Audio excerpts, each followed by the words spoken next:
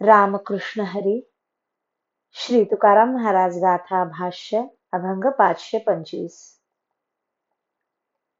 उचित न कळे इंद्रियांचे ओढी, मुखे गडबडी शिकले ते. आपण जाऊन न्यावे नरकास, बळे बेताळीस कुळे जग. अबोलणे बोले डोळे झाकुनिया, बडबडी वाया दंभासाठी. तुका म्हणे आम्ही तेथील पारखी, नाचे देखो वेखी जाणू खरे. मनुष्याला इंद्रियांना असलेल्या विषयाच्या ओढीमुळे ब्रह्माचे उचित ज्ञान झालेले नसते.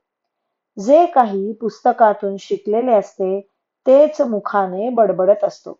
जो वंचक स्वतःला अनुभव नसताना जगाला शुष्क ज्ञान सांगून फसवितो, तो स्वतः तर नरकाला जातोच, पण आपल्या बरोबर पूर्वजांची 42 कुळे बळेच नरकाला नेतो.